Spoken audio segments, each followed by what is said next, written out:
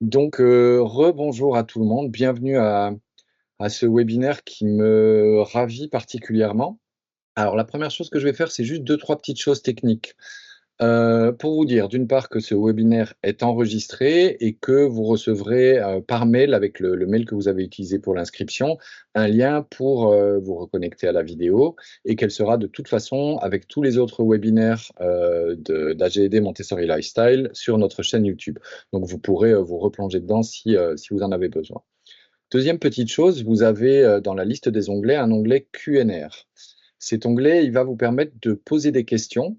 Donc la présentation de Meryl va durer approximativement une petite heure, et ensuite on se donnera 30 minutes de réponse aux questions. Donc n'hésitez pas à, écrire toutes les questions que vous vous posez dans l'onglet Q&R et normalement, parce que c'est la première fois qu'on utilise Teams, mais vous devez pouvoir voter pour, les questions qui vous intéressent le plus. Et ce qu'on fera une fois que la présentation de Meryl sera terminée, on prendra vos questions et on les prendra, dans l'ordre des votes, de manière à privilégier les questions qui vous intéressent le plus. Donc les questions, c'est dans l'onglet Q&R, on les traitera à la fin. Et puis, bah, n'hésitez pas à utiliser l'onglet conversation comme vous le faites maintenant pour mettre, plein de petits commentaires, des réactions. Véro, tu peux même mettre des bêtises comme d'habitude, il n'y a aucun souci. Et puis vous avez aussi, l'onglet réagir, si vous avez envie de faire apparaître des petits emojis à l'écran, mais de toute façon Meryl ne les verra pas, c'est que les autres et moi qui les verrons. Ça c'est pour la partie technique, je pense que tout est bon, à ce niveau-là. Alors, je voudrais, avant de laisser la parole à Meryl, dire 2-3 mots sur l'origine, du travail que Meryl va vous présenter. Avec AGED, ça fait maintenant presque 15 ans qu'on travaille sur le développement et le déploiement de Montessori dans les EHPAD, mais aussi au sein d'équipes à domicile, et cetera. Mais c'est les EHPAD qui vont nous intéresser aujourd'hui. On forme des établissements, on les accompagne au changement et ça fait des années qu'on fait un constat, on fait une observation, c'est que, former, ça suffit pas. Et l'observation qui, moi, me hante depuis maintenant un certain nombre d'années, c'est de me dire comment ça se fait que certains établissements que je forme, que j'accompagne, mettent en place Montessori, et le mettent en place, de manière très complète, à un très haut niveau, vraiment mettent beaucoup de choses en place. Ça explose, ils ont des résultats fantastiques et d'autres pas. Et d'autres n'y arrivent pas forcément, pour d'autres c'est difficile, ils galèrent, ils voudraient mais ils n'y arrivent pas et de se dire: «Mais le même formateur qui fait le même nombre de formations, finalement ça ne donne pas les mêmes résultats, qu'est-ce qui explique ça?» Et c'est partant de ce questionnement et de ce constat que, j'ai sollicité Meryl dans le cadre de sa thèse de doctorat. Alors, un petit mot sur le travail de Meryl, elle vous en reparlera rapidement. Meryl Donadet, elle est doctorante au laboratoire Epsilon à l'université Paul Valéry, et chez AGED, grâce à un dispositif qu'on appelle le dispositif CIFRE, qui permet à des organisations, entreprises ou autres, de créer un partenariat avec l'université pour engager un ou une doctorante sur des thématiques de recherche qui les intéressent. Et donc Meryl mène ses travaux de recherche au sein du laboratoire Epsilon et chez AGED. Et c'est dans le cadre de sa thèse qu'elle réalise sous la direction de ma collègue et amie, le docteur Sophie Bayard, qu'on a invité Meryl à essayer de réfléchir à cette question. Finalement, qu'est-ce qui explique que des établissements y arrivent et d'autres pas? Et ça a été le point de départ d'un travail qui nous a menés, probablement beaucoup plus loin que ce qu'on imaginait, qui a été mené, tambour battant par Meryl. Alors j'en dis pas plus parce qu'elle va vous expliquer et finalement ce que Meryl va vous présenter aujourd'hui, eh bien, c'est le résultat de cette interrogation qu'elle a menée, sur le terrain, auprès de professionnels et j'en profite parce qu'il y en a qui sont présents ici. Alors Alison, oui, n'hésitez pas à mettre les questions, dans le Q&R et puis on pourra réaborder ces questions-là, mais la réponse c'est oui. Donc vous pouvez rester connectés. Hem Un petit mot pour remercier très chaleureusement les EHPAD qui ont participé et l'ensemble des professionnels qui ont participé à ce travail de recherche parce que, leurs apports ont été, précieux et considérables et donc, merci de leur investissement et de leur confiance et puis, elle est pas là, mais je la remercie quand même encore une fois chaleureusement, le docteur Sophie Bayard parce que sans elle, de tels travaux de recherche ne pourraient pas être menés. Tout ceci étant dit, je vais maintenant te laisser la parole Meryl, je vais couper mon micro, parce que sinon c'est difficile de me faire taire. Il y en a qui me connaissaient, qui le savent. Je te laisse la main et puis moi je m'occuperai de gérer le chat et tout ce qui va avec. Bonne présentation et bon webinaire à tout le monde. Merci beaucoup, Jérôme. Merci pour cette introduction. Bonjour à tous. Alors, effectivement, comme vous l'a dit Jérôme, je tiens d'abord à vous dire qu'effectivement, ce n'est pas un travail que j'ai mené seul, dont on va vous parler maintenant. C'est un travail qu'on a fait en équipe. Et c'est aussi et surtout un travail qu'on a mené avec des professionnels. Et je tiens vraiment, vraiment à les remercier pour leur investissement parce que sans eux, ce travail n'aurait jamais pu être mené. Donc merci beaucoup pour ça. C'est très perturbant, il faut que je m'y habitue. Je vois vraiment personne à part les diapos. Donc je vais faire cet effort pour m'y habituer. On est bien avec toi. Ouais, merci Jérôme.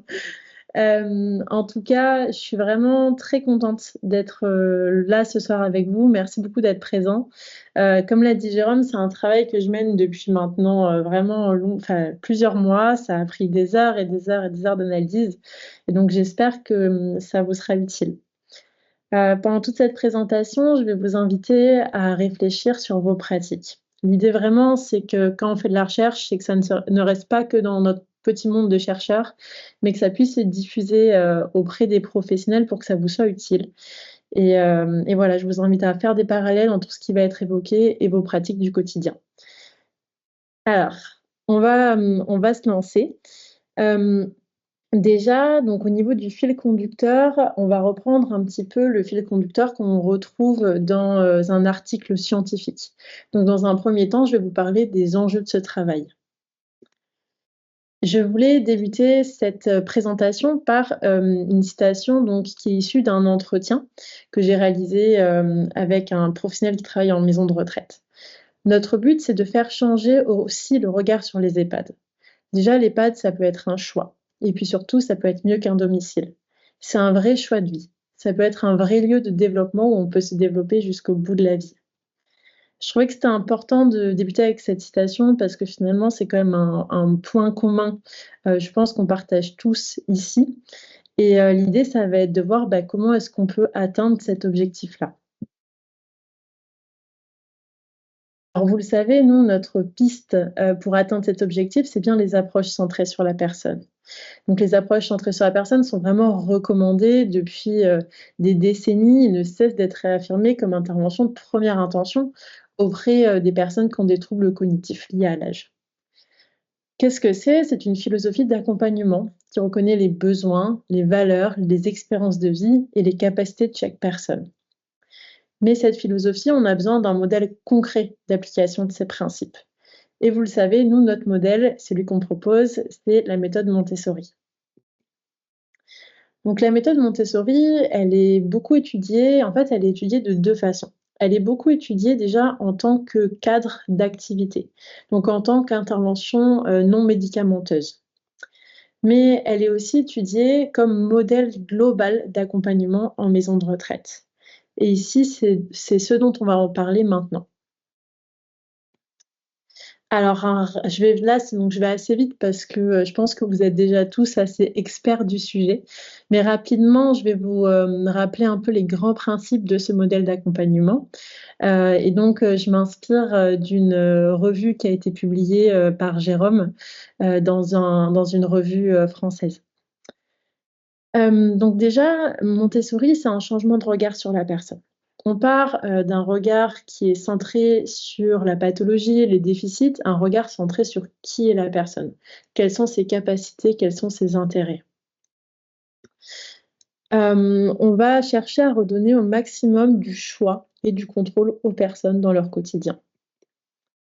On va essayer de comprendre les comportements des personnes comme des réactions à des besoins et d'adapter l'accompagnement en fonction de ces besoins. Au quotidien, on va essayer de proposer des activités qui sont porteuses de sens pour les personnes, donc des activités vraiment adaptées aux intérêts, aux capacités de la personne, et ça, à tout moment de la journée. On va changer de posture en essayant d'adopter une posture de facilitateur, c'est-à-dire ne plus tout faire à la place de la personne, mais essayer de l'aider à faire seule. Et enfin, un dernier principe, c'est bien la préparation de l'environnement qui consiste à adapter l'environnement pour qu'il soit soutenant, pour qu'il soit chaleureux, agréable et qui soutienne également le fonctionnement des personnes. Je pense que si vous êtes là ce soir, c'est que vous êtes assez déjà convaincu des bénéfices de la méthode, mais je tiens quand même rapidement à vous parler de ce qui est documenté dans la littérature scientifique. Donc chez les résidents, on voit effectivement des bénéfices sur la santé, sur les capacités dans les activités de vie quotidiennes, sur la nutrition, sur les émotions et les affects. On voit également une réduction des troubles du comportement et l'utilisation de psychotropes. Chez les professionnels, on voit aussi des effets bénéfiques, avec une augmentation de la satisfaction et de l'engagement au travail, et une réduction du turnover qui est un enjeu très important dont on continuera de parler par la suite. Donc, on le voit bien, finalement, la méthode Montessori, ça apparaît être une bonne piste pour atteindre cet objectif. Maintenant, qu'est-ce qu'on nous dit? Si demain on te dit tu vas courir comme un dingo, bosser 2 week-ends sur 3 et être payé avec un lance-pierre, bah non en fait, mais la réalité elle est là. Il y a une grosse pénurie de personnel donc c'est compliqué. On gère l'urgence. Alors c'était assez bancal parce que depuis que l'établissement a ouvert en 2015, il y a eu 9 IDEC qui se sont succédés. Là maintenant, on est beaucoup plus sur des situations comme ça, où le soignant abandonne. Il n'y avait pas d'organisation fixe, les soignants tournaient dans tous les sens. Il y avait une notion d'équipe contre équipe, pardon, je les connais par cœur dans les citations, et j'ai une fenêtre qui me cache les citations. Il y avait une notion il y avait un non-respect des uns et des autres, il y avait une notion d'équipe contre équipe. Donc on voit qu'on nous dit ça fréquemment en formation, donc ça c'est des citations qui sont issues des entretiens que j'ai réalisés dans le cadre de ma thèse. Et effectivement, dans la littérature scientifique, on voit qu'il y a vraiment cet enjeu mais en fait, Montessori, on voit qu'il y a des bénéfices, que ça a un vrai potentiel, mais il y a un enjeu dans la mise en œuvre. Et pour autant, on voit qu'il y a des professionnels qui nous disent ça. Vous avez des gens qui sont impliqués et des gens qui sont motivés. Donc vous avez des gens qui viennent avec envie de venir au travail. Ça veut dire qu'il y a moins de turnover. Ça veut dire que les formations que vous avez faites se capitalisent au long de toutes les années. Parce que les gens ne se barrent pas. Moi, je suis des gens qui travaillent avec moi depuis des années. Forcément, ils me connaissent, je les connais, mais surtout, ils ont capitalisé une expérience de dingue. Et donc, maintenant, on va essayer de voir comment est-ce qu'on peut passer de ça à ça. Pour rappeler donc les 2 grands objectifs de ce travail de recherche, l'idée c'est déjà d'identifier les différents facteurs qui vont moduler le niveau et le mode d'application de la méthode Montessori en maison de retraite, mais aussi de dégager des recommandations concrètes d'action pour soutenir son implémentation à long terme. On va donc passer à la façon dont on a procédé. Donc déjà, on a sélectionné 4 établissements qui étaient formés à la méthode Montessori. L'idée, c'était d'essayer d'avoir de l'hétérogénéité. Donc déjà, on a identifié des établissements qui étaient situés à différents endroits de la France. Donc j'ai un peu voyagé dans le cadre de ce projet. Et comme ça, on a eu à chaque fois des contextes différents, une culture locale différente. Par rapport au contexte, il faut savoir que c'est des établissements qui ont reçu tous de nombreuses formations depuis plusieurs années. Et que donc ces établissements présentaient des niveaux d'application de la méthode Montessori qui étaient hétérogènes. Et donc ces niveaux d'application ont été vérifiés à l'aide d'un outil que notre équipe de recherche a développé, une grille d'observation du niveau d'application de la méthode. Et cette grille a été administrée par Véronique qui s'est rendue sur les établissements. Donc voilà, on a eu beaucoup d'hétérogénéité en termes de contexte. Au niveau des professionnels qu'on a interrogés, donc on a interrogé 28 personnes et l'idée aussi, c'était qu'il y ait beaucoup de diversité et d'avoir vraiment une visibilité sur les différents points de vue des personnes impliquées. Donc on a recruté des aides-soignants, des infirmières, des ASH, des employés aussi, administratifs, des psychologues, animatrices. À chaque fois, systématiquement, on interrogeait les directeurs et les directrices des établissements parce que vous verrez qu'il y a vraiment un rôle qui est spécifique, propre aux managers. donc les IDEC et cadres de santé. Et l'idée aussi, c'était de proposer à chaque fois d'essayer en fait, d'interroger des personnes qui, pas forcément que les personnes qui étaient super, super engagées. L'idée, c'était vraiment d'avoir tous les points de vue, même peut-être des personnes qui étaient un petit peu moins engagées dans le projet. Alors maintenant, concernant les entretiens, donc j'ai réalisé des entretiens avec, chacune de ces personnes et je leur ai posé des questions sur leur pratique, sur comment leur pratique avait évolué après les formations, durant les semaines et les mois qui suivaient, mais aussi à l'échelle institutionnelle. Qu'est-ce qui facilitait, qu'est-ce qui pouvait rendre difficile l'application de Montessori? Et quels pouvaient être les conseils, les recommandations que ces personnes pouvaient formuler, à d'autres personnes qui aimeraient mettre en place la méthode. Et j'ai enregistré ces entretiens.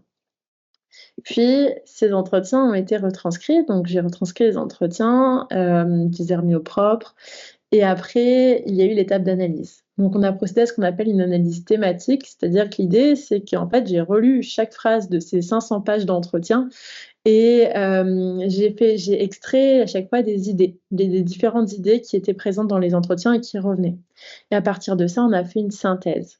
L'idée, c'était que l'objectif, c'était pas que je travaille seule. Au contraire, pour avoir une meilleure qualité méthodologique, ce qu'on a fait, c'est qu'on a fait des réunions. On a croisé un peu nos regards avec Sophie Bayard, avec Jérôme. L'idée, c'était vraiment voilà, de croiser les regards, d'avoir différentes perspectives sur les contenus. Et lorsqu'il y avait des points de difficulté, ce qu'on a fait, c'est que, il y a certaines parties d'entretien qui ont été analysées, de façon indépendante, puis on mettait en commun pour rediscuter des points de difficulté éventuels. Et c'est comme ça qu'on a réussi à obtenir donc une synthèse et je vais vous proposer maintenant une synthèse de ces résultats.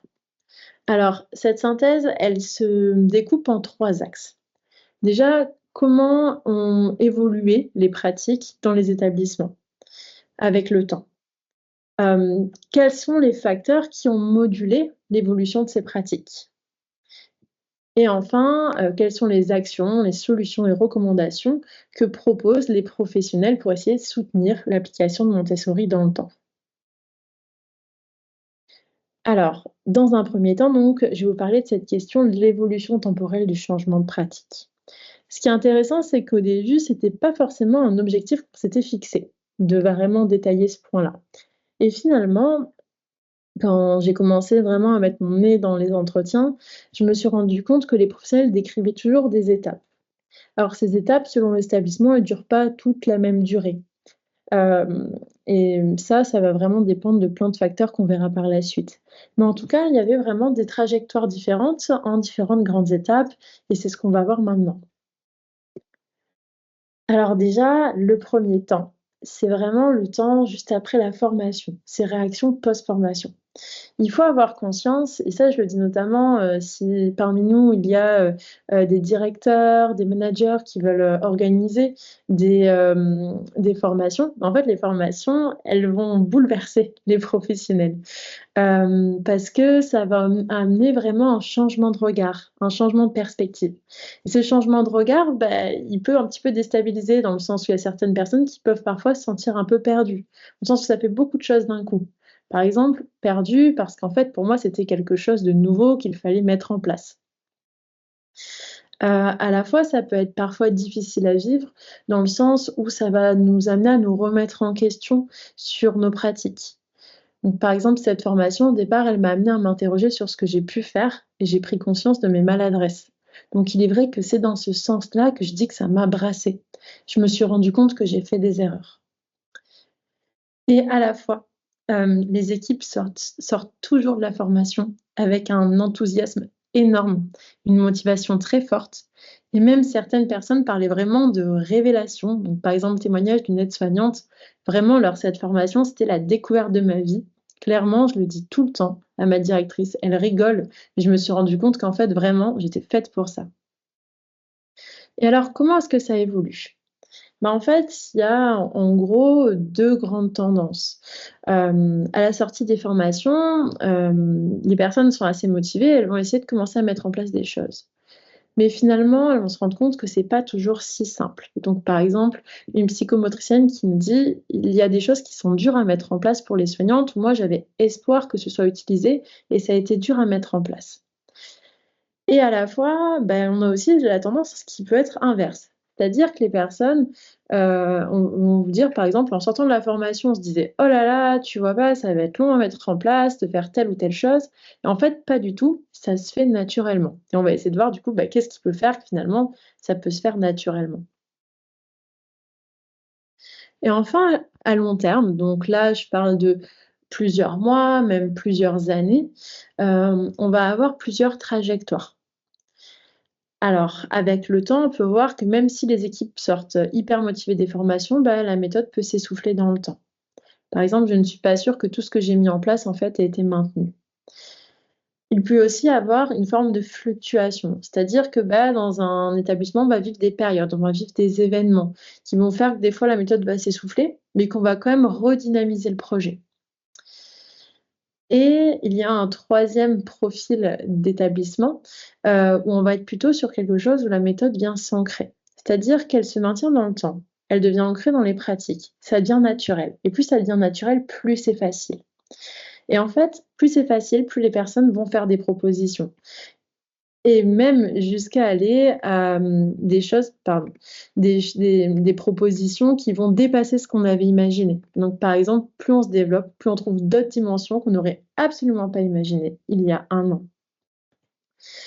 Mais je tiens à apporter un peu de subtilité. L'idée, c'est pas de dire qu'on est soit dans le profil 1, 2 ou 3. En fait, c'est beaucoup plus nuancé que ça. Et on peut notamment avoir une vision plutôt par projet. On peut très bien être dans un établissement où on voit que la dynamique globale s'essouffle, mais quand même avoir des très beaux projets qui se maintiennent dans le temps. Et à l'inverse, on peut aussi avoir des établissements dans lesquels la méthode s'ancre et prend de l'ampleur et avoir parfois, des projets qui vont s'essouffler parce qu'un événement ou un autre a fait que, ça ne s'est pas maintenu. Alors, pourquoi est-ce qu'on voit parfois que finalement, une fois qu'on applique la méthode, ça devient de plus en plus facile? Eh ben, en fait, c'est parce qu'on observe des effets rétroactifs de Montessori une fois que la méthode est en place. Déjà, on voit que Montessori, ça va offrir un socle commun. Ça va permettre donc de favoriser de la cohésion. En plus de ça, on voit que ça va permettre de lever des leviers organisationnels. Par exemple, c'est des petites choses qui peut-être prennent du temps au début, mais au fur et à mesure, si elles s'inscrivent, ça peut faire gagner du temps à la soignante. C'est aussi un argument pour attirer du personnel, pour fidéliser les équipes. On va aussi avoir des effets sur la qualité de vie au travail. Ça donne un peu le rappel, un peu de la raison pour laquelle on a choisi ce métier. Et enfin, ça va venir faire bouger certaines représentations sur les maisons de retraite. Hop, alors, donc quels sont ces fameux facteurs dont on parle qui vont venir moduler le niveau et le mode d'application de Montessori? Au début, on avait une vision, on pensait vraiment qu'on allait organiser 2 catégories, les freins et les leviers. En fait, en réalité, quand on a commencé vraiment à se pencher sur les entretiens, on s'est rendu compte que c'était pas pertinent et que ce qui se rapprochait le plus de la réalité, c'était finalement des grandes dimensions. On voit qu'il y a des grands facteurs, des grandes dimensions et que chaque établissement se situe sur un continuum sur cette dimension. Par exemple, dans des établissements, on va trouver une faible qualité due au travail, là où dans d'autres, on va trouver une qualité due au travail très élevée, ce qui va être un levier. Et donc là, je vais vous inviter à, peut-être réfléchir en parallèle à la situation de votre établissement. Comment votre établissement, se situe sur chacune de ces dimensions? Quels sont les challenges que vous pouvez être amenés à relever et quelles sont les ressources que vous identifiez? Pour commencer, Montessori, ça passe par des projets qui sont concrets. Donc en fait, on a vu que finalement, il y avait des facilitateurs à la mise en œuvre de projets, quelles que soient les structures. Déjà, identifier des référents de projets, mener des projets en groupe pluridisciplinaire et aussi que les personnes impliquées considèrent que les projets sont porteurs de sens pour elles. Après, on voit que finalement, selon les établissements, on recommanderait pas les mêmes choses en termes d'implémentation de projet. C'est-à-dire que des établissements qui auraient des ressources moins nombreuses, on leur conseillerait plutôt de partir sur des projets plus simples, de petite taille. Par exemple, c'est plus difficile que ça en a l'air. Si l'idée paraît simple, je pense qu'à mettre en œuvre, c'est plus difficile. Peut-être qu'on a vu trop grand aussi, il faut commencer autrement. Là où pour des établissements où il y a vraiment beaucoup de ressources, ça peut être aidant de partir déjà sur des gros projets de plus grande envergure. C'est pas si compliqué que ça, on a vraiment procédé étape par étape et c'est surtout que tout de suite, ça a mis une empreinte à cette philosophie.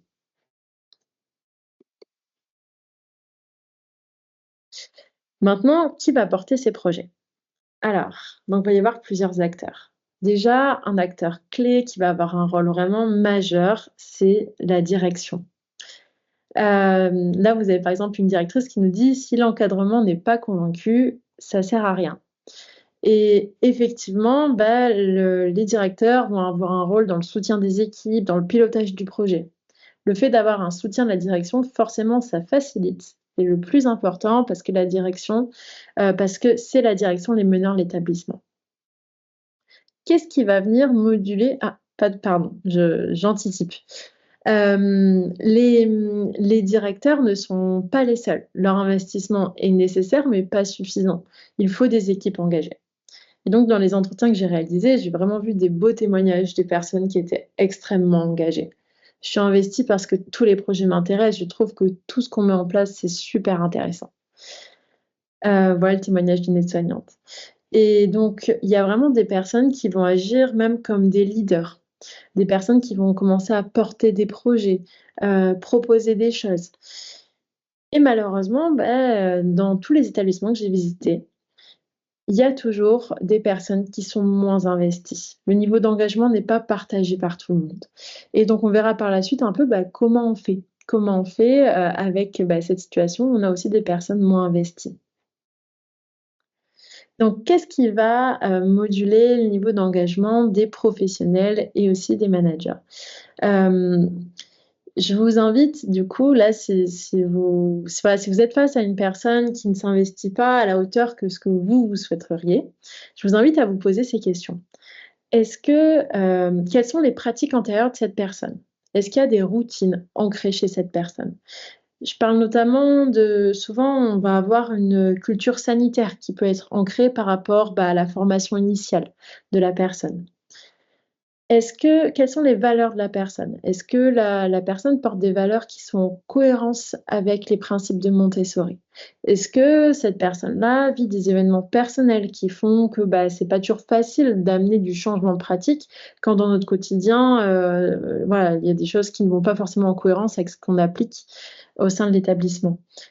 Hem Est-ce que cette personne aussi, en termes de caractère, elle va être, suffisamment affirmée pour porter des projets? Ça demande quand même d'avoir une certaine confiance en soi pour amener des projets, pour faire des propositions.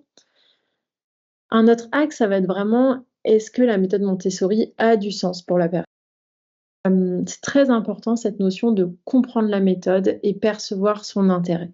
Celles qui sont hyper engagées, c'est celles qui perçoivent l'intérêt pour le résident et pour elles.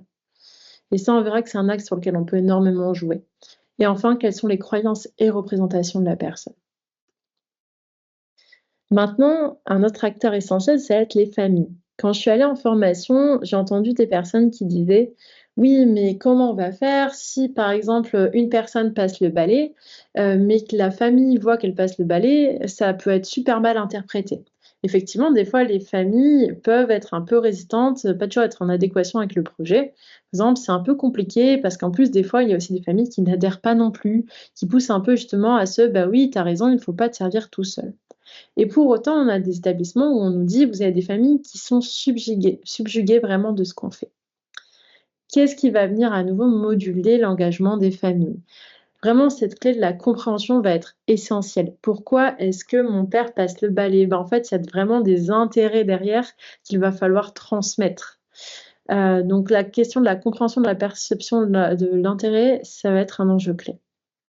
La confiance envers les professionnels, c'est aussi quelque chose qui a été beaucoup affecté ces derniers temps, et ça va être un levier sur lequel travailler.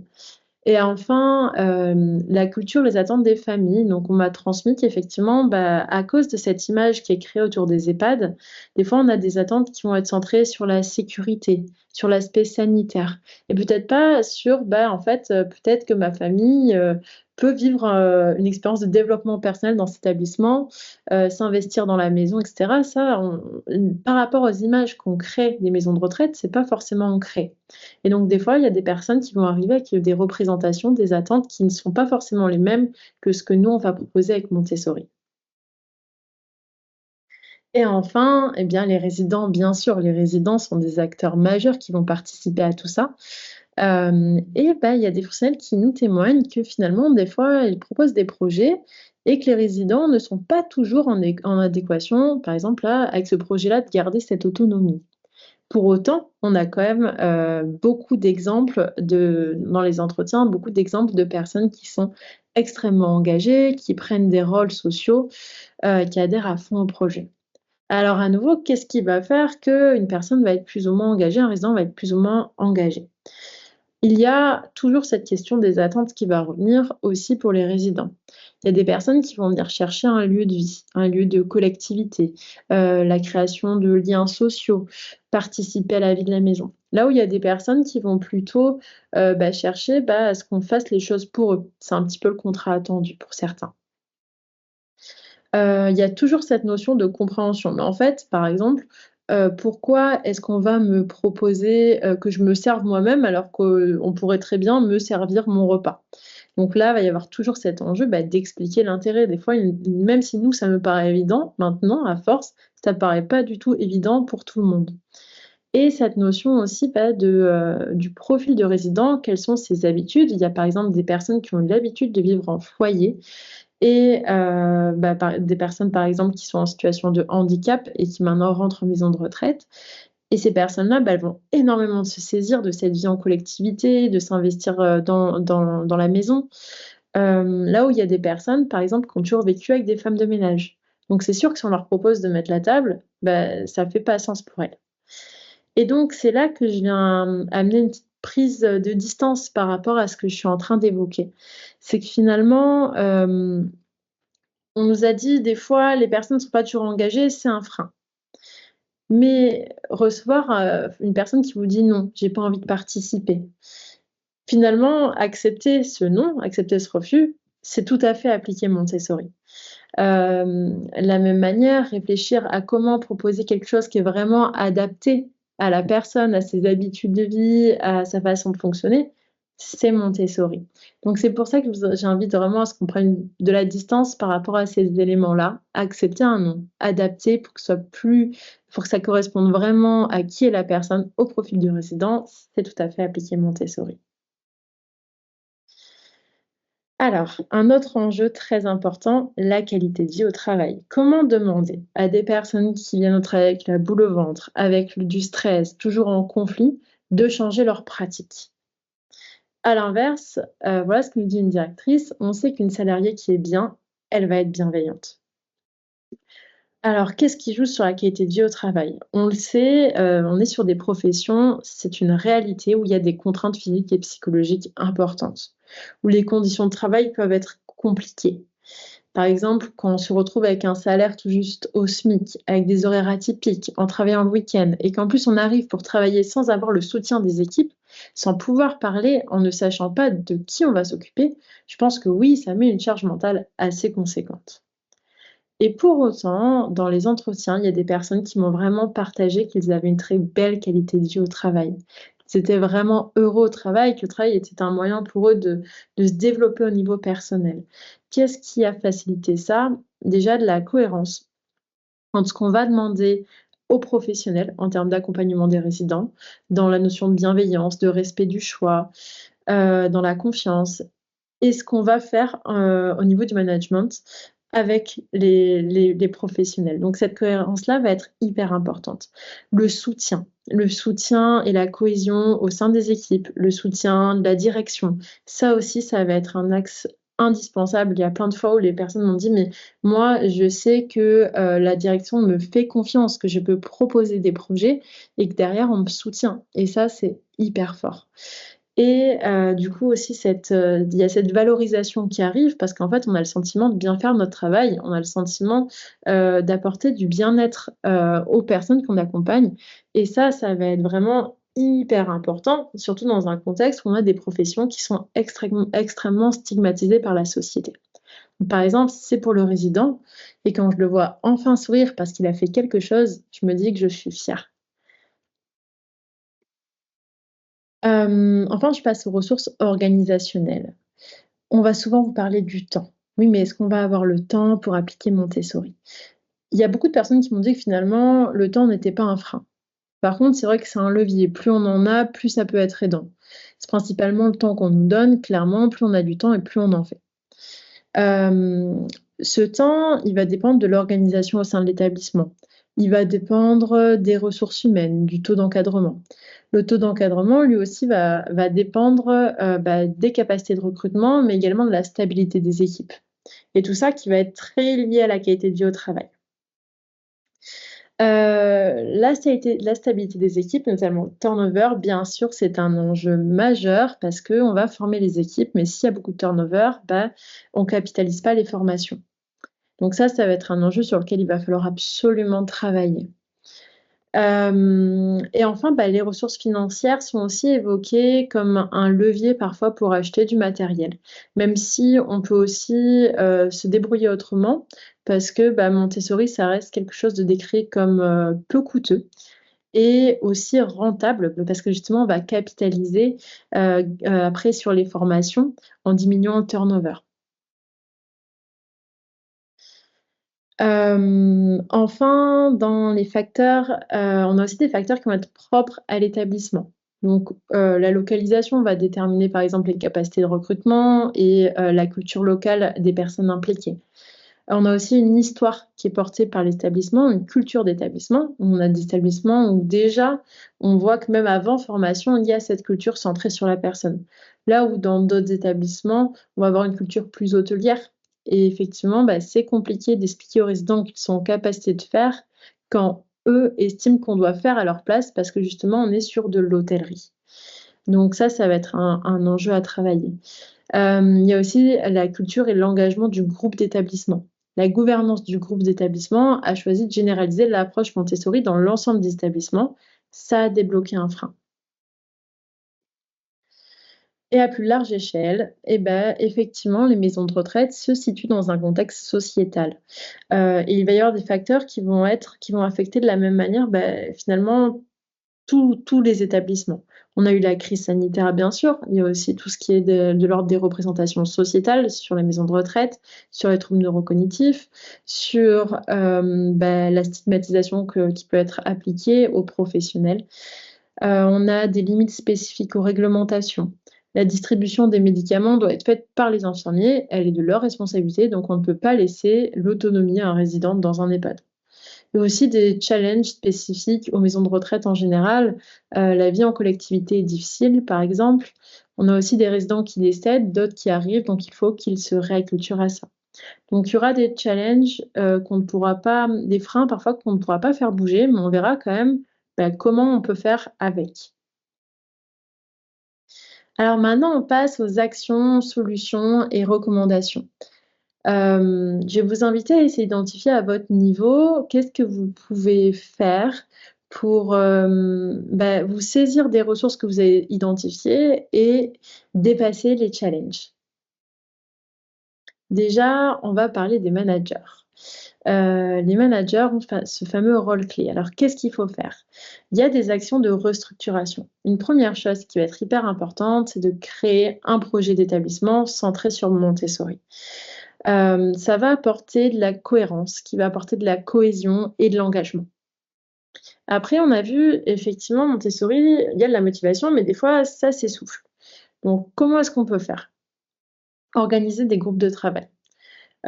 Ces groupes ils vont pouvoir se réunir, donc ça, c'est à vous de définir la fréquence en fonction de vos possibilités, en fonction de vos besoins et en se réunissant, ils vont pouvoir travailler sur des projets. Donc quels sont les projets qu'on veut mettre en œuvre? Comment est-ce qu'on va les mettre en œuvre? Et aussi faire des actions de suivi, où est-ce qu'on en est dans les projets. Toujours ce qui va être très important, je le rappelle, identifier des référents de projet, travailler en groupe pluridisciplinaire et faire en sorte que les projets matchent avec les intérêts et les forces de chacun, que ce soit les résidents, mais aussi les professionnels impliqués. Comment on gère pour le temps? Comment on fait? Eh ben, on peut très bien, alors ce qu'ont décrit les établissements, hein, c'est pas moi qui le dis, ce qu'ont décrit les professionnels dans les établissements, c'est de la restructuration des plannings. Il y a plusieurs façons de faire. Donc il y a des établissements qui m'ont décrit que, ce qu'ils ont fait, c'est qu'ils ont réfléchi au temps creux, en fait, au moment où il y a des personnes qui ont finalement, pas beaucoup de charge de travail. Et ces moments-là, il a fallu les réorganiser et donc proposer, par exemple, des après-midi dédiés à Montessori, à chaque fois, une après-midi par semaine pour un professionnel. Et donc dans ce temps-là, les professionnels pouvaient, porter le projet qu'ils souhaitaient. Ça pouvait être des ateliers cuisine, ça pouvait être, des ateliers, de lecture adaptés en fonction de leurs intérêts, en fonction des envies des résidents et ça, c'était un super levier aussi pour la qualité du travail parce que, il y avait de la liberté. Il y avait, de la motivation parce que ça matchait vraiment avec les intérêts des professionnels et donc c'est un axe pour, dédier du temps à l'application de Montessori. Ça peut être aussi créer des postes particuliers, des postes un peu atypiques, qui vont être là, du coup, dédiés à des personnes qui ont envie de porter des projets. Et puis, quand il y a des urgences ou quand il y a des besoins spécifiques, quand il y a de l'absentéisme, ces personnes-là vont pouvoir venir en, hem, en backup pour aider sur certaines situations, voilà, d'urgence. Et ça va permettre aussi de gérer la question de l'absentéisme. Maintenant, il va falloir aussi intégrer Montessori dans les missions des professionnels. Donc ça, c'est en parlant dès l'embauche. Voilà comment on fonctionne, voilà ce qu'on attend et donc voir effectivement si ça matche bien avec les attentes de la personne. Ça va être, les mettre par exemple Montessori dans les fiches de poste. Et enfin, un autre levier qui peut aider, c'est trouver des ressources financières pour mener certains projets. Donc, par exemple, il y a des personnes qui ont parlé de faire des appels à projets. Les appels à projets, ça peut être hyper aidant des fois pour débloquer voilà, des moyens pour mener des projets plus grands. Maintenant, on a vu que la compréhension, c'était un enjeu hyper important. Et donc, pour répondre à cet enjeu-là, il y a des actions d'éducation et de formation qui peuvent être mises en œuvre. Il y a deux axes très complémentaires pour ça. Il y a déjà les actions externes. Donc, en fait, les professionnels ont tous été formés par AG&D et ils ont vraiment insisté sur l'importance de cette formation et sur le fait d'être formé par un organisme expert externe, où il y a vraiment des formateurs qui sont engagés, qui sont experts du sujet parce qu'ils l'ont vécu. Et l'idée, ça va être de former les managers en premier, parce que c'est eux qui vont piloter, puis de former l'ensemble des professionnels en groupe pluridisciplinaire. Et à chaque fois, pour faire face au turnover, former régulièrement les nouveaux salariés. Et aussi, un enjeu qui peut être très intéressant pour redynamiser les équipes, on m'a parlé des suivis de pratique. Ça va être un moyen de faire des analyses de situation, mais aussi une bonne piqûre de rappel. Mais en complémentarité, il y a aussi des actions qui vont peut-être être moins compliquées à mettre en œuvre en termes de temps à dédier aux formations. C'est vrai que c'est un coût quand même sur ce plan-là. Et donc, il y a aussi des actions complémentaires de communication. Communiquer avec les familles pour créer une relation de confiance. Expliquer Montessori aux résidents, aux familles, aux professionnels et aussi aux groupes d'établissement pour s'en faire un allié. Et créer des outils d'éducation et de communication. Donc ça peut être des tutos, ça peut être des livrets. C'est vraiment à vous de voir en fonction de vos possibilités et de vos besoins. L'idée aussi, ça va être d'adapter le management comme levier pour favoriser une bonne qualité de vie au travail. On a vu que le soutien de la direction, que de la cohérence entre le mode de management et ce qui est attendu des professionnels, c'est vraiment un levier pour avoir une bonne qualité de vie au travail. Donc c'est là-dessus qu'on peut travailler. On peut notamment réfléchir à comment appliquer les principes de Montessori dans le management. Et donc, c'est notamment en laissant faire parfois les professionnels, en les laissant partir sur des projets, mais en ayant ce rôle de facilitateur, de guide, de pilote. Ça va être en demandant l'avis, en redonnant du choix. Par exemple, il y a cette liberté que je vous ai évoquée sur le choix, la possibilité de mener une activité qui matche vraiment avec nos envies. Un autre enjeu, ça va être aussi d'identifier les profils des professionnels. On a vu que des fois, c'est compliqué parce qu'il y a des personnes qui sont moins engagées. Bah, en fait, l'idée, ça va pas être de se concentrer sur les personnes moins engagées. Au contraire, ça va être de se concentrer sur nos ressources, c'est-à-dire les personnes qui sont hyper investies et qui ont envie de s'y mettre à fond, qui ont envie de porter des projets. Et de leur donner un peu ce rôle-là de référent, de référent Montessori. Ça peut être vraiment super intéressant parce que c'est des personnes qui vont du coup s'éclater dans leur travail en portant des projets et qui vont embarquer avec eux les autres. Et finalement, les personnes qui résistent progressivement, bah, il y en a de moins en moins. Donc c'est vraiment la stratégie qui a été décrite par les professionnels pour gérer cet aspect-là.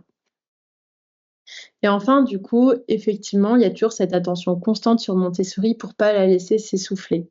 Il y a cette question du pilotage, d'impulser, de voir quand un salarié se retrouve en difficulté, de pouvoir lui réexpliquer des choses.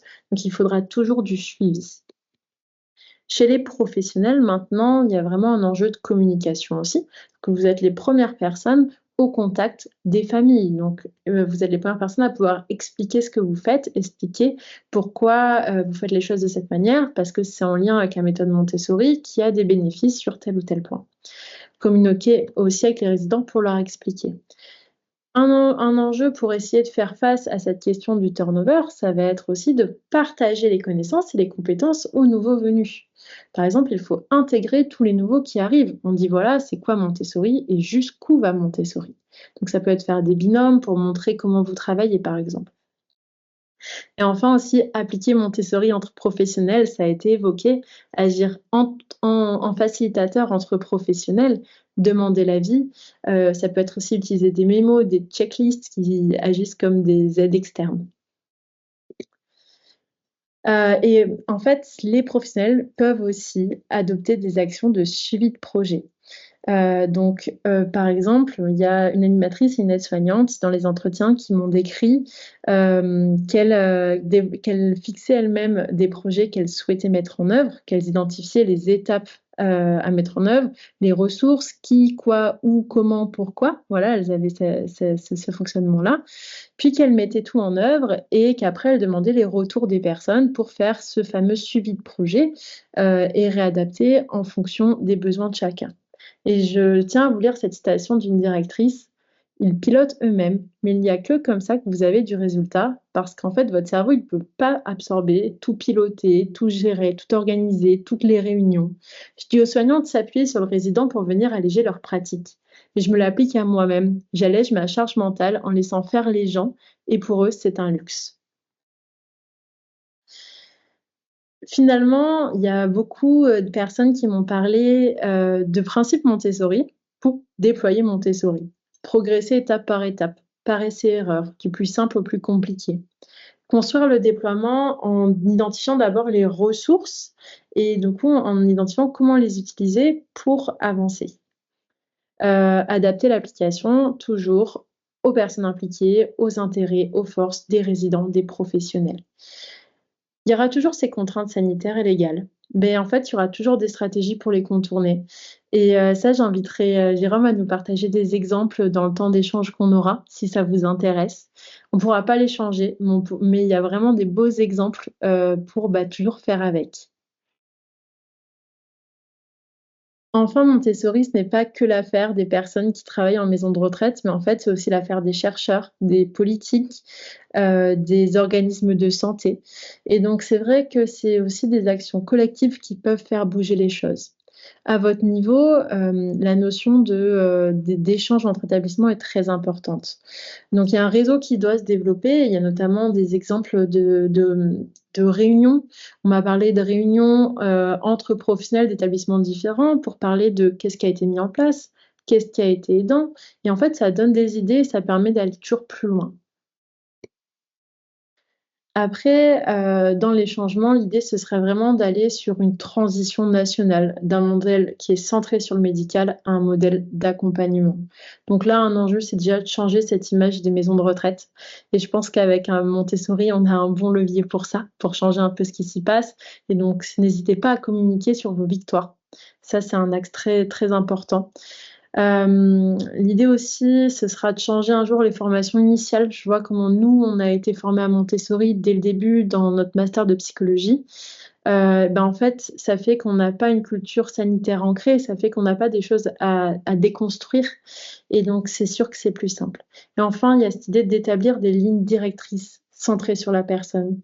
Si on part du principe que la méthode Montessori appartient aux recommandations de bonne pratique, elle va aider les professionnels à avoir un cadre, elle va leur permettre d'avoir des bases pour pouvoir fonctionner de la bonne façon. Rapidement, le déploiement de Montessori, ça va devenir un cercle vertueux. Plus vous avez des gens impliqués, plus ils sont motivés, plus ils vont venir avec envie de, plus ils vont venir au travail avec plaisir.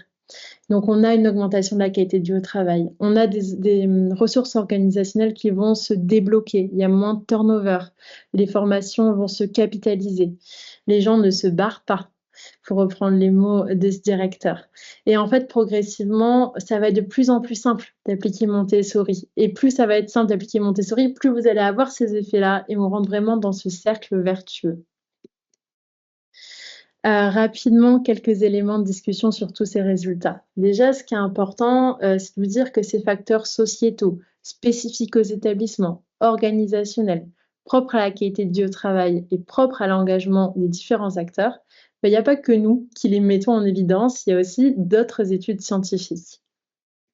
De la même manière, le rôle des managers, le rôle des soignants, la nécessité d'adapter la méthode au contexte de l'établissement et de la mettre en œuvre progressivement, l'implication des politiques, la contribution des chercheurs et la mobilisation des organismes de formation, ça aussi, ça a été documenté dans la littérature scientifique.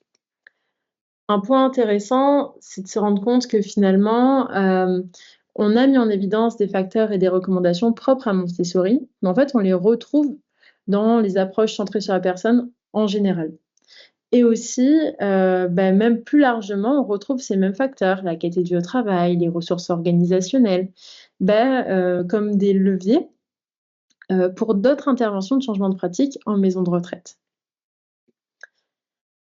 Alors, quelles sont les contributions de tout ça?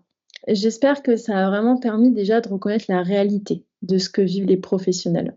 Voilà, il y a des challenges, les choses ne sont pas toujours simples. Et je tenais vraiment à ce que, ce soit reconnu. Et aussi, sans se concentrer que là-dessus, vraiment valoriser ce qui est beau, valoriser les pratiques, de personnes engagées. On m'a vraiment fait des témoignages de belles choses, de belles réussites et j'espère que ce travail, permettra de mettre en valeur ces aspects-là aussi. L'idée, c'était bien sûr de décrire les processus qui vont soutenir la mise en œuvre de Montessori à long terme et j'espère que vous pourrez vous en saisir dans votre pratique. Porter une synthèse pour résumer un peu ce qu'on a dit. Finalement, l'idée, c'est que Montessori, ça peut être simple et peut-être que dans les échanges, Jérôme pourra, réinsister sur ce point-là, avec des exemples, voilà, d'établissements, les choses vont très vite parce qu'en fait, lorsque les conditions sont réunies, ça peut aller très vite et après on peut rentrer vraiment facilement dans ce cercle vertueux. Il y a des cas où finalement ces conditions ne seraient pas réunies, directement. Mais pour autant, ça ne veut pas dire qu'on ne peut rien faire. C'est vraiment le message que j'ai envie de transmettre ici, c'est qu'il y a toujours des ressources qui sont disponibles, mais seulement on ne les voit pas toujours. Donc là, il va falloir changer de regard, passer du regard centré sur les contraintes et les challenges au regard centré sur les ressources parce qu'il y en a. Et même si des fois, c'est que des petites ressources, on peut toujours faire des petites choses. Et finalement, en partant de petites choses, on pourra faire d'autres petites choses. Et au final, donc cette petite chose pourra devenir une grande chose. Et quand une petite chose devient une grande chose, on peut commencer à rentrer dans un cercle vertueux. Une fois qu'on y est, les choses deviennent plus naturelles et plus simples. Voilà, donc pour vous, je vous invite maintenant à retravailler sur cette question-là quelles sont les ressources que vous voyez? Est-ce que, il y a des challenges qu'ils sont à dépasser? Et pour ça, je vous invite à identifier ce que vous pouvez faire vous, à votre niveau mais aussi de prendre conscience de ce qui ne dépend pas de vous aujourd'hui, parce qu'il ne faut pas s'abîmer non plus à lutter, lutter, lutter. Il ne faut pas, voilà, je sais qu'il y a des personnes qui sont surmotivées et puis en fait qui peuvent se heurter au terrain parfois. Et donc, s'il y a vraiment cette notion de prendre conscience de ce que vous, à votre niveau, vous pouvez mettre en œuvre, tout en gardant toujours en tête qu'il faut que vraiment avancer étape par étape, c'est plus simple et que vous pouvez toujours commencer du plus simple au plus compliqué. Quelques perspectives à venir. Déjà, un livret de vulgarisation. Donc, je sais que là, ça faisait beaucoup d'infos, mais vous inquiétez pas, ça arrive. Je travaille en ce moment sur l'écriture d'un livret qui permettra vraiment de détailler tout ça. Et je vous invite du coup à nous suivre sur les réseaux parce que ça devrait pas tarder à sortir. Dans les prolongements, pareil, Jérôme pourra vous en dire quelques mots. On a un projet à venir. Je vous ai parlé voilà, des freins, des leviers, mais maintenant, par où on commence? Dans quel ordre on prend tout ça? Quelles sont les étapes à suivre? Ben, en fait, il faut qu'on travaille encore là-dessus, sur cette question. Il faut qu'on ait des réunions entre experts, il faut qu'on continue de travailler sur la littérature scientifique, et ça, ce sera un enjeu sur lequel on va travailler et qui nous occupera par la suite. Enfin, pour un petit peu vous spoiler la suite, l'année prochaine, c'est ma dernière année de thèse et enfin, on va donner la parole aux résidents. Donc l'idée, ça va être d'interroger les résidents cette fois sur leur vécu, comment est-ce qu'ils vivent tout ça. Et donc ça va être une sacrée aventure qui débutera l'année prochaine et voilà, on vous partagera les résultats de tout ça à la fin de l'année prochaine, j'imagine. Merci beaucoup pour votre attention. J'espère que tout ça vous a été utile. J'ai hâte de voir un petit peu parce que là, pour le moment, je suis à l'aveugle. Je ne vois pas vos commentaires, vos questions. Donc, j'ai hâte de voir tout ça. Et je finis sur cette citation en leur donnant du choix, en les responsabilisant, en les faisant participer à la vie de leur maison, en étant plus près de leurs besoins et de leurs envies. On leur permet d'être vivants. Merci beaucoup. Je bascule à nouveau sur la fenêtre pour voir un petit peu vos retours.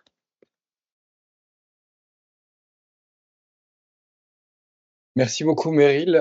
Il y a plein d'applaudissements que tu n'as pas vus, mais qui sont arrivés. Donc, vraiment, merci pour ta présentation. Et puis, tu peux regarder le chat puisque voilà, tu as des applaudissements qui arrivent encore et les gens te remercient pour ta présentation captivante, tellement captivante qu'à un moment donné, j'ai demandé dans le chat si les gens étaient encore là, puisqu'il n'y a personne qui écrivait. Les gens étaient engagés et t'écoutaient de près. Je veux dire qu'il y a eu du contenu. J'espère que c'était pas trop rapide. Il y avait beaucoup de choses à partager. Donc voilà, je vais. Alors, Jérôme, comment est-ce que tu veux là qu'on procède? Je suis Alors, pas suivi. ce que je vais proposer à tout le monde, je vous l'ai mis dans le chat. Si vous avez envie de prendre 1 ou 2 minutes pour aller regarder les questions et pour mettre des petits votes, je ne sais pas comment ça va sortir pour nous, mais pour les mettre dans l'ordre. Et puis sinon, on les prendra un petit peu une par une. Je pense qu'il y en a des très courtes, il y en a des qui demandent un petit peu plus de réflexion. Si c'est OK, Meryl, je te relirai les questions, je les relirai pour tout le monde, celles qu'on traite. Je te laisse la main pour commencer à y répondre, et puis quand tu as envie de me laisser la main à moi, je la prends pour compléter. Est-ce que ça te convient? Ouais, très bien. Puis je pense que OK. tu auras des exemples, plein d'exemples concrets de terrain à ajouter. Ouais, Donc, ça va ouais, être j'en ai chouette. 2, 3. Deux, trois, c'est comment dire? C'est un peu ironique. J'ai de quoi nous occuper, il n'y a pas de souci.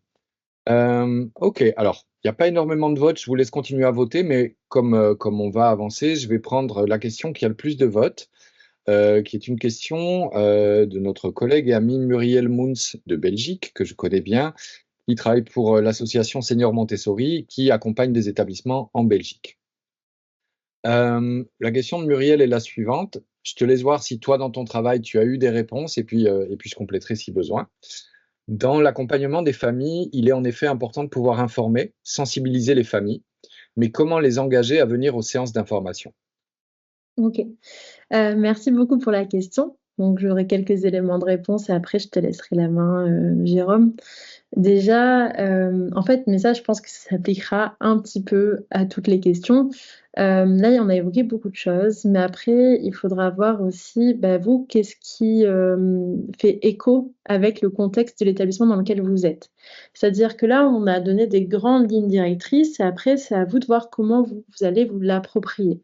Donc, il y a plusieurs possibilités, et à chaque fois, sur l'établissement, il y a eu plusieurs exemples. Donc là, concrètement, pour cette question des familles, moi, je pense qu'il faut déjà essayer de voir, je ne connais pas du tout le contexte que vous avez dans les relations avec les familles, comment ça se passe, à quel point dans le quotidien, dans des situations informelles, vous avez des occasions de communiquer, quelle est votre relation avec les familles.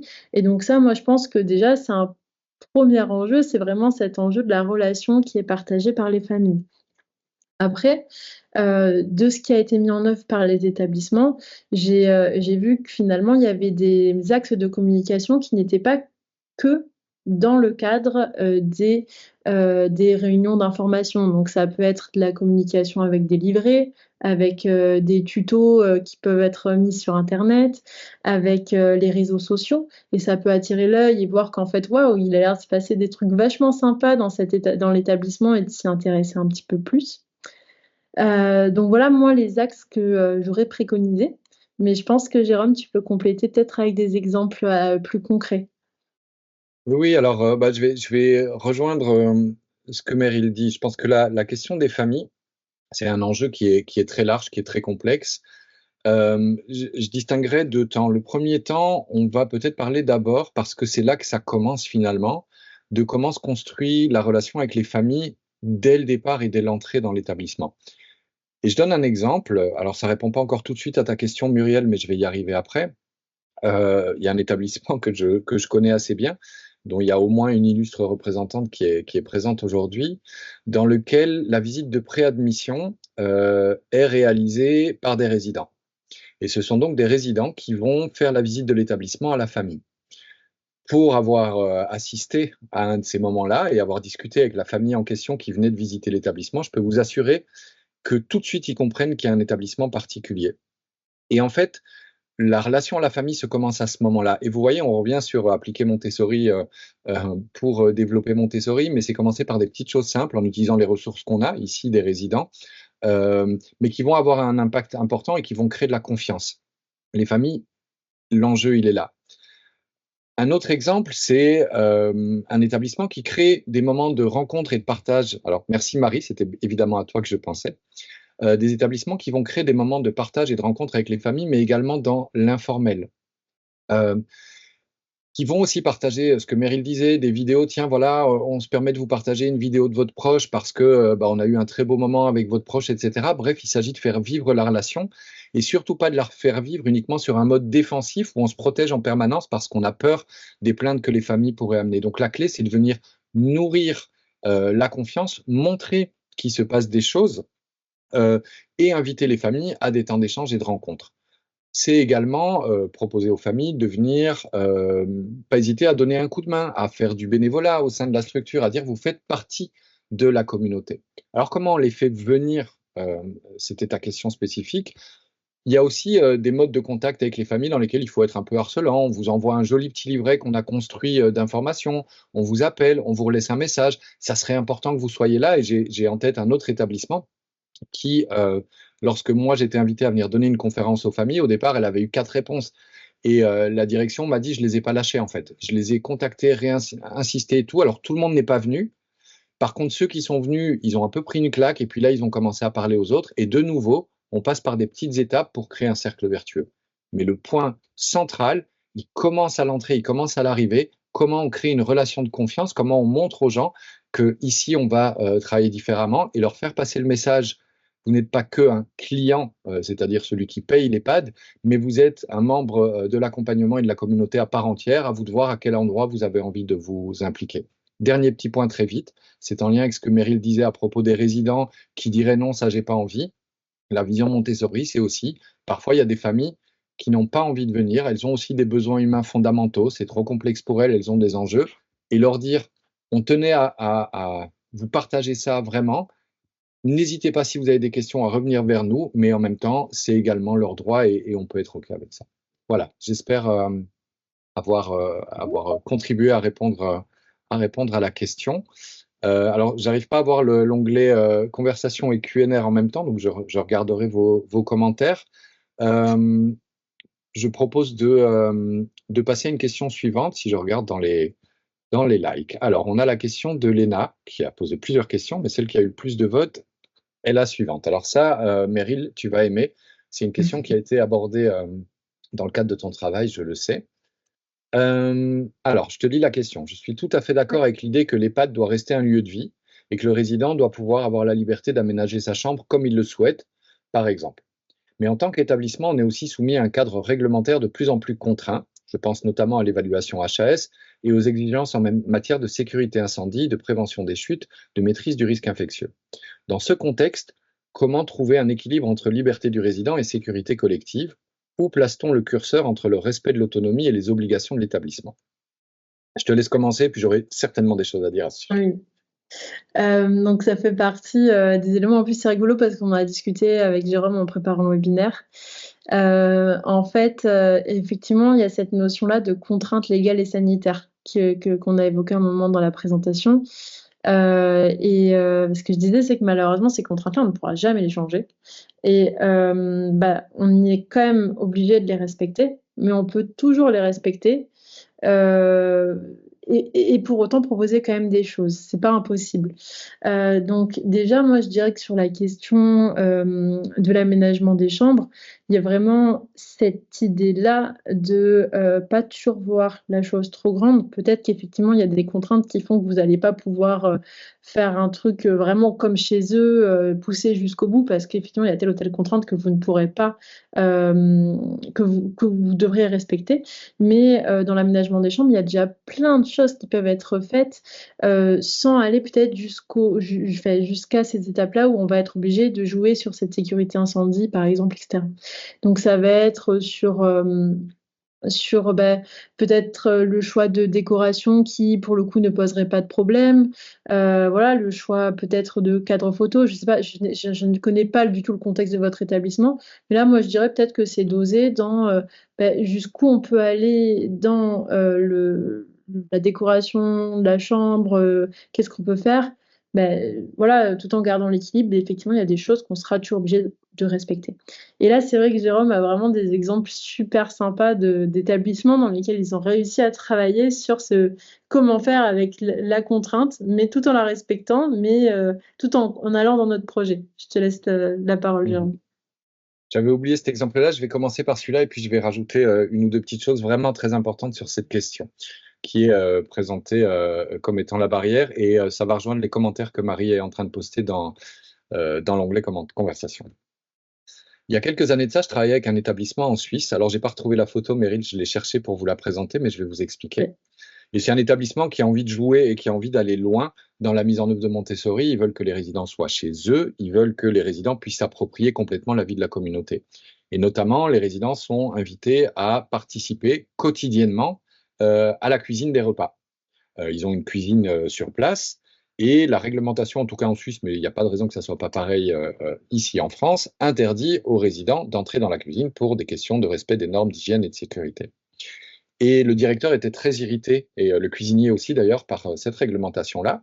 Et en fait, ce qu'ils ont fait, c'est qu'ils ont créé un espace dans la cuisine, à l'entrée de la cuisine, qui est réservé aux résidents, qui est séparé du reste. Donc les résidents ne sont pas en contact direct avec le reste, c'est une table installée, ils ont très joliment mis les choses en place. Et donc en fait, ils sont dans la cuisine, mais ils peuvent tout à fait justifier qu'ils ne sont pas en contact avec les éléments importants de la cuisine.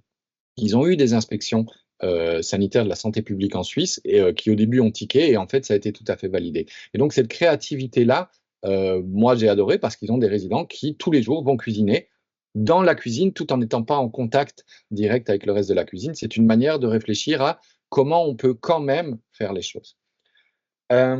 L'autre point de réflexion, c'est, et je ne dis pas que Léna, ce n'était pas votre cas, mais je voudrais le rappeler à tout le monde, lisez les normes. Lisez-les vraiment. C'est spectaculaire de voir comment on les surinterprète en permanence. Il y a une différence entre des injonctions, des obligations et des recommandations, par exemple. Et les normes sont terriblement surinterprétées. Vous avez accès à toutes les recommandations de l'ANESM sur plein de thématiques, que ça soit la cuisine, que ça soit l'aménagement des locaux, etc., etc. Et en réalité, on se rend compte qu'il y a beaucoup plus de choses qu'on pense. Il m'est arrivé d'accompagner des établissements, de faire des formations de suivi analyse des pratiques autour de Montessori, puis on me dit, ben, comment on fait avec la sécurité, on n'a pas le droit de faire ça, faire ça, faire ça. Et je leur ai dit, OK, sortez-moi les textes. Et on l'a fait pendant la formation, et en lisant les textes, ils ont dit, ah merde, bah, en fait, on avait le droit. Et on pensait que non. Et donc, je vous invite vraiment à aller regarder les textes et à vous interroger sur qu'est-ce qu'on peut vraiment pas faire, mais en fait, quelles sont toutes les choses qu'on peut faire. Et en vrai, il y a énormément de choses qui sont possibles. Il y a une personne avec qui est une amie avec qui je m'entends particulièrement bien, qui s'appelle Fanny Serres, qui est architecte, qui travaille beaucoup sur comment transformer les EHPAD en domicile, et qui a une formule que j'aime beaucoup, qui dit en EHPAD, on en est arrivé à un point où tout ce qui n'est pas strictement validé est interdit. Et c'est assez fou quand on y pense de se rendre compte qu'on prend peut-être le truc à l'envers. Et je vous invite à changer vos formulations de questions. Je la réécrirai dans le commentaire, mais notez vraiment ceci. Plutôt que de se demander est-ce qu'on pourrait faire ça, demandez-vous comment est-ce qu'on pourrait le rendre possible. Parce qu'en EHPAD, quand on dit est-ce qu'on pourrait faire ça, la réponse qui vient immédiatement, c'est non. On n'a pas le temps, les normes, les ceci, etc. Et quand on se pose la question de dire mais comment est-ce qu'on pourrait faire pour le rendre possible, alors on commence à chercher dans nos ressources et à appliquer un peu ce que Meryl expliquait. Voilà un petit peu ce que je voulais vous partager à ce sujet. Voilà, j'espère que ça vous a donné des pistes de réflexion et des chemins. Alors, la question suivante. Alors là, on est à égalité partout. OK. Alors, je vais prendre la première, je les prends dans l'ordre comme elle vient. Question de Manon, vous avez évoqué la culture de l'établissement comme facteur pouvant jouer sur l'implémentation de la méthode. Comment faire lorsque l'établissement a une culture hôtelière bien ancrée? Je te laisse commencer, puis je compléterai comme d'habitude. Ok. Déjà, un premier axe de réponse que j'apporterai, c'est... Alors, je ne sais pas du tout quelle est votre profession, mais en fait, quelle que soit votre profession, il y aura toujours, vous, dans votre pratique, la posture que vous prenez. Donc, quoi qu'il arrive, en fait, il y a déjà appliqué Montessori dans votre quotidien. Et ça peut déjà vous faire kiffer dans votre qualité de vie au travail, hein. Ça peut déjà créer des belles relations avec les personnes. Vous pouvez construire des beaux échanges, des relations de confiance avec les résidents, déjà à votre niveau. Donc ça, c'est un premier enjeu. Maintenant, je comprends dans votre question que vous, ce que vous aimeriez, c'est vraiment que ça puisse bouger plus large, à l'échelle plus institutionnelle de ce que je pense comprendre de votre question. Et alors, moi, toujours pareil, quelles sont vos ressources aujourd'hui, notamment dans vos relations avec vos collègues? Est-ce que vous percevez des personnes qui ont la même vision que vous? Donc déjà, ça va vous permettre de vous sentir en soutien avec d'autres personnes, hein. Donc déjà, est-ce que vous voyez dans votre entourage, là, voilà, dans les collègues, est-ce qu'il y a des personnes qui portent les mêmes valeurs que vous? Est-ce qu'il y a des personnes qui sont attachées aux principes qui sont présentés? Déjà à ce niveau-là. Après, ça va être dans la relation que vous avez, je n'ai aucune idée, voilà, des relations que vous avez avec les personnes les cadres en fait de votre établissement. Est-ce que c'est des personnes qui vont plutôt être ouvertes à la discussion? Est-ce que c'est des personnes qui pourraient avoir la curiosité? Est-ce que vous pouvez amener l'idée, par exemple, voilà, moi j'ai découvert cette approche-là, est-ce que ça vous intéresserait de vous renseigner là-dessus? Je ne sais pas du tout si c'est une voie qui est possible pour vous dans votre établissement, mais en tout cas, si les cadres sont ouverts, la piste à privilégier, c'est essayer de les informer sur la méthode et les inviter à se renseigner, même quitte à vous leur expliquer en quoi ça consiste. Et si vous voyez que pour le coup, il y a des gros freins au niveau de la direction, que vous ne pouvez pas partir en faisant des propositions parce que voilà, c'est vraiment bloqué, on va dire. Pour moi, je pense que c'est planter des petites graines. C'est-à-dire, par exemple, si autour de vous, vous voyez que les gens ne sont pas convaincus, ça peut être faire à votre niveau. Et quand vous voyez qu'il y a des gens qui observent ce qui se passe et qui voient que finalement, ah, ça se passe bien, ah, comment t'as fait? Hop, transmettre aussi dans votre entourage proche. Donc pour moi, c'est transmettre des petites graines. Si vous voyez que vous ne pouvez pas faire bouger, plus la direction sur les choix institutionnels. Et après, ne pas vous abîmer. Ne pas vous abîmer dans essayer de tout faire changer juste à votre niveau. Donc vraiment identifier quelles sont vos possibilités par rapport au contexte dans lequel vous êtes. Et ce qui est à votre niveau ne sera finalement que surtout de la perte d'énergie. Voilà, pour moi le conseil, j'espère que ça a répondu déjà à votre question. Et Jérôme, je te laisse la main en fonction de ce que tu as envie d'ajouter. J'ai pas envie d'ajouter grand-chose, je pense que tu as vraiment tout dit. Peut-être préciser deux petites choses. La première, c'est qu'on peut voir Montessori finalement comme quelque chose qui pourrait s'appliquer soit de manière globale et de dire on fait un changement de modèle d'accompagnement complètement, on transforme notre établissement et dans les établissements que Meryl a été visité, puis d'autres qu'on accompagne, c'est vraiment ce qui se produit. Ça devient notre culture collective, mais on peut aussi voir Montessori comme quelque chose qu'on peut appliquer à certains niveaux et pas à tous. Parce que la culture de l'établissement, par exemple, ne le permet pas et ne le permettra peut-être jamais. C'est pas forcément ce que je souhaite, mais c'est la réalité. Et donc la question reste, on revient toujours à la même chose, qu'est-ce qu'on peut quand même faire? Si on ne peut pas amener une culture globale institutionnelle qui doit être un projet collectif, qui doit être un projet porté par la direction, qu'est-ce qu'on peut quand même faire? Est-ce qu'on peut faire des ateliers à certains moments? Est-ce qu'on peut, voilà, si on ne peut pas permettre aux résidents de s'engager dans la vie quotidienne de l'établissement, cuisine, nettoyage, participer aux tâches du quotidien, s'occuper du poulailler, etc., etc. Ok, si ça, c'est pas possible parce que c'est pas dans la culture, qu'est-ce qui est possible? Et vraiment, pour moi, c'est un des points centraux, y compris que je retiens de ta présentation, Meryl. Dans Montessori, on passe notre temps à dire regardez les capacités des résidents. Regardez ce qu'ils savent faire, plutôt sortons de la culture où on regarde leurs déficits, leurs pertes, leurs incapacités, les troubles qu'ils présentent, etc. Ben, c'est un peu la même idée ici. OK, qu'est-ce qu'on peut quand même faire? Quelles sont les ressources, quelles sont les capacités de nos structures? Et si on ne peut pas aller jusque là où on rêverait, ben, qu'est-ce qu'on peut déjà faire? Par quoi on commence? Et effectivement, merci d'appuyer là-dessus, Meryl, sans s'abîmer, sans se faire mal. Voilà, j'ai pas grand-chose d'autre à rajouter à tout ce que tu avais dit là-dessus. Alors, une question de Marie que tu connais bien, qui connaît bien Montessori aussi. Est-ce que la formation des managers, par exemple, connaissances, compétences dans les méthodes d'intelligence collective, etc., a été identifiée dans ton travail comme un des facteurs et leviers? J'ai la sensation que beaucoup se sentent démunis pour faire des réunions un petit peu différentes qui favoriseraient l'engagement des professionnels ou l'émergence de nouvelles idées.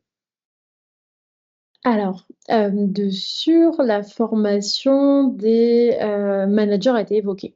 Donc ça, voilà, vraiment, ils ont toujours dit c'est hyper important que les managers soient formés. Est-ce que la formation des managers, vraiment dans l'application des principes de Montessori, par exemple, dans les réunions, a été évoquée? Honnêtement, il faudrait que je remette mon nez dedans. Spécifiquement, je ne suis pas sûre que ça a été identifié tel quel. Par contre, ce qui a été identifié et ce que j'ai pas développé ici par manque de temps, c'est le besoin de formation, de développer des formations vraiment, justement un peu comme ce qu'on est en train d'évoquer là sur comment on mène un projet d'établissement Montessori, quelle est la technique, la tactique, quelle est la stratégie à adopter, quelles sont les étapes, voilà. Ça, c'est vraiment un besoin qui a été identifié par des professionnels. Je vais ajouter, alors de tête, ça n'a pas été formulé exactement comme ça, de dire finalement la formation initiale des directeurs est un levier. Par contre, les directeurs ont tous appuyé effectivement sur l'importance qu'ils soient formés eux-mêmes pour porter un tel projet. Et puis, plusieurs fois, ça a été nommé l'importance d'être accompagnés eux en tant que directeurs. Et c'est quelque chose qu'on propose aujourd'hui chez AGED Montessori Lifestyle. C'est soit des formations dédiées spécifiquement au management, où on va travailler avec vous sur comment appliquer les principes Montessori avec nos équipes, comment engager nos équipes, comment mener des réunions différentes. Donc, on le propose aujourd'hui. Et puis, c'est une petite nouveauté, je me permets, Véro va être contente, depuis à peu près maintenant, très, très, très récent, on va proposer, on propose, on a commencé des accompagnements en distanciel sous forme de petites visios de 2 heures avec le management ou avec une direction pour les accompagner au déploiement du projet et pour dire, voilà, en fonction de vos besoins, on est présent au fil de l'eau. Voilà, c'est une demande. Je sais qu'il y a un directeur d'établissement qui a participé à la réunion, qui est présent ici, qui a participé pardon, à la recherche, qui est présent dans ce webinaire. Et je sais que c'est quelque chose qu'il a souvent attendu, de dire à GED, aidez-nous. Alors, eux en ont peut-être plus trop besoin parce qu'ils sont très très loin dans le déploiement de la méthode, mais c'est des choses qu'on a entendues et qu'on propose aujourd'hui. Donc, prenez bien note. Il ne faudra pas hésiter à revenir vers nous pour dire, ben voilà, on voudrait être accompagné de temps en temps, ponctuellement, par un professionnel d'AGD pour nous aider à déployer. Et ça, en complément de ce besoin-là. Voilà. Alors, il nous reste 5 minutes. Je pense qu'on peut aller un petit peu vite sur les questions suivantes. On va essayer de les traiter toutes. Si vous êtes OK, que ça dure 5 minutes de plus, les personnes qui doivent aller faire à manger, allez-y. Il n'y a pas de souci, on ne se vexera pas, mais il reste 4 questions. Je pense qu'on peut les traiter. Question de Léna, à nouveau. Autre petite question, vous avez évoqué que la mise en œuvre de la méthode Montessori ne coûte pas cher, entre guillemets. Pouvez-vous préciser concrètement ce que cela signifie? Oui. Alors, en fait, la méthode Montessori, c'est pas une méthode qui va nécessiter de faire des achats de matériel exorbitants. Vraiment pas. C'est-à-dire qu'en termes, en fait, on peut très bien appliquer Montessori en soi sans rien payer. Alors, il y a quand même l'enjeu des formations qui représente un coût. Ça peut toujours être aidant parfois. Voilà, par exemple, effectivement, s'il y a un établissement qui ne fait pas lieu de vie, s'il peut y avoir des travaux à un moment donné qui sont faits, ça peut demander des ressources financières et ça peut être aidant. Mais sinon, on peut vraiment appliquer Montessori sans payer quoi que ce soit. C'est vraiment un changement de posture, en fait. C'est un changement de posture, c'est mettre en place des activités adaptées aux personnes, à leurs intérêts. Ça, on peut très bien le faire sans acheter du matériel supplémentaire. En plus, le matériel peut être créé avec les résidents, ce qui constitue aussi une activité porteuse de sens pour eux. Donc, c'est en ce sens-là que ça coûte pas cher. Et en plus de ça, c'est rentable. C'est rentable parce que gain de temps, parce que moins de turnover, parce que du coup, on n'a pas repayé une nouvelle formation. Donc, il y a cet aspect voilà, rentable quand on rentre dans un cercle vertueux. J'ai pas grand-chose à ajouter à ça. Ok, vous pouvez lire le petit commentaire de Marie aussi. Oula, j'ai fait une fausse manip, excusez-moi. Je reviens sur le webinaire. J'ai perdu tout le monde. Voilà, je vous ai. Ok. Question suivante. Oups. Alors, c'était une question posée par Sarah. Comment se positionner dans l'équipe en tant qu'ergothérapeute quand tous les soignants ont les bases de la méthode Montessori grâce à la formation? On devient inutile car les deux approches se ressemblent énormément. Alors moi, justement, je vous invite à kiffer cette situation. Je sais pas si c'est ce que vous attendez comme réponse, mais dans le sens où en fait, c'est vrai que dans les entretiens, on m'a dit que finalement Montessori, c'était très proche de ce qu'on vous transmet en tant qu'ergothérapeute dans votre formation. Et ça, c'est fait. Moi, en fait, dans les entretiens que j'ai faits, elle me disait que finalement, c'était un moyen de se régaler dans son métier en se saisissant de la méthode et en travaillant avec cette méthode avec les équipes autour. Donc finalement, le fait que ces deux approches se ressemblent énormément, alors je ne sais pas comment vous le vivez, mais moi je trouve que c'est plutôt une force et peut-être que vous pouvez justement vous régaler dans votre métier en proposant de porter des projets avec les soignants, d'aller plus loin dans les projets. Si c'est quelque chose qui vous plairait, d'avoir un rôle finalement de leader, je ne sais pas du tout quel est votre positionnement par rapport à tout ça, si c'est quelque chose qui matche avec vos intérêts, vos possibilités dans votre travail, mais si vous avez l'opportunité justement de participer, de porter des projets, surtout que ce qui est important, c'est l'aspect pluridisciplinaire. Donc, vous avez vraiment des compétences spécifiques que les autres n'auront pas, même s'ils sont formés à Montessori, que c'est très proche. Vous avez des compétences que vous ne portez que vous, en tant qu'ergothérapeute, que vous pouvez apporter dans les projets. Et ça, c'est une force qui est énorme. Donc, moi, je dirais, je vous invite à à profiter de cette situation et d'utiliser justement les compétences que vous avez, vous, pour apporter justement du soutien et aller encore plus loin dans les possibilités.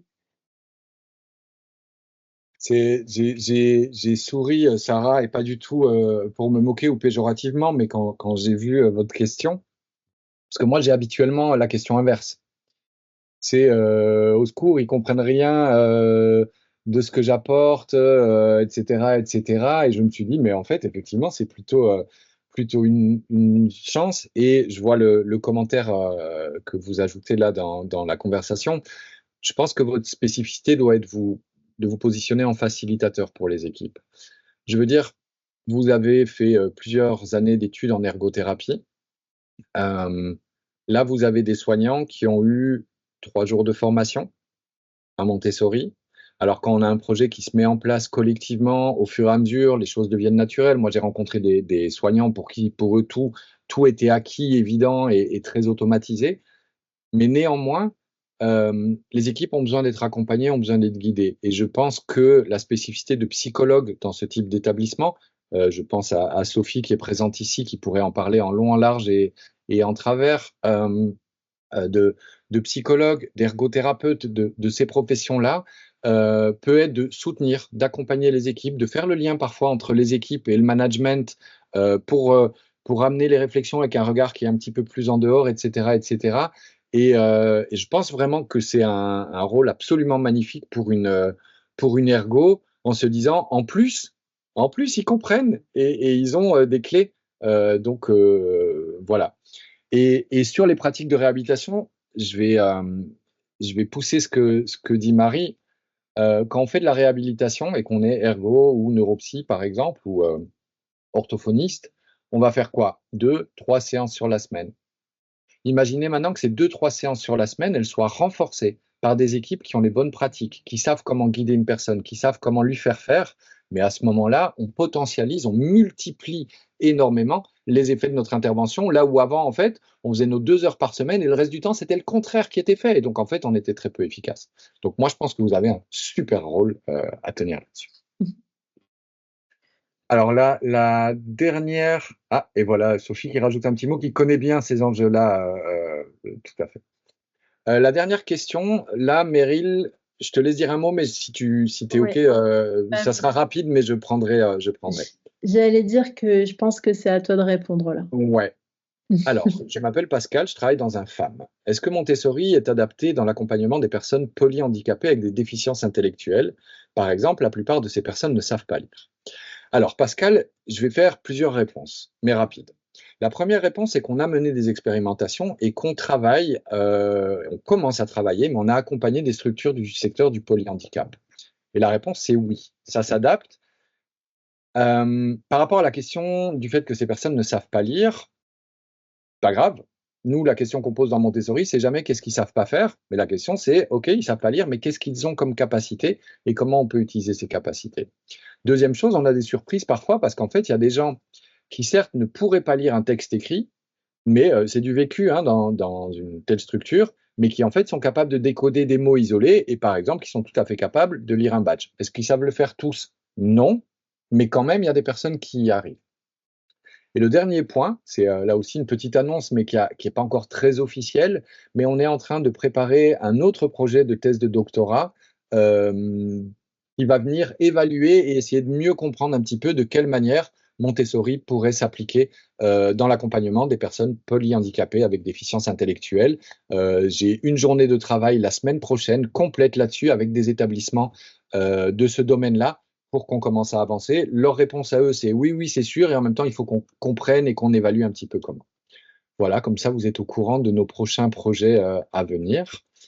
On arrive à la fin de ce webinaire. On a tenu les horaires très joliment. Merci beaucoup Meryl, pour ta présentation. Je ne sais pas si tu as envie de dire un dernier petit mot pour conclure. En tout cas, moi, je voudrais dire avant ça, chapeau à toi pour ce travail qui a été colossal. Vous n'imaginez pas ce que ça a représenté. Moi, je le sais parce on a beaucoup travaillé ensemble sur ce projet avec, encore une fois, Sophie Bayard Guillaume Brock est un spécialiste des approches qualitatives.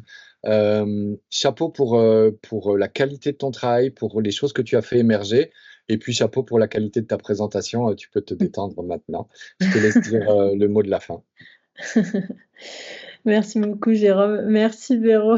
Tu me fais rire avec ton petit commentaire. Merci beaucoup d'avoir été présent ce soir. C'est vrai, comme j'ai dit dès le début, ça me tenait vraiment à cœur. C'est vrai, Jérôme, ça a été un travail qui a été énorme, ça a été très long. Et voilà, j'espère vraiment que ce sera inspirant pour vous, que ça vous sera utile dans votre quotidien. Et je vous invite du coup à vous tenir au courant parce qu'il y en aura encore, voilà, il y a encore des ressources qui vont arriver si ça peut vous être utile.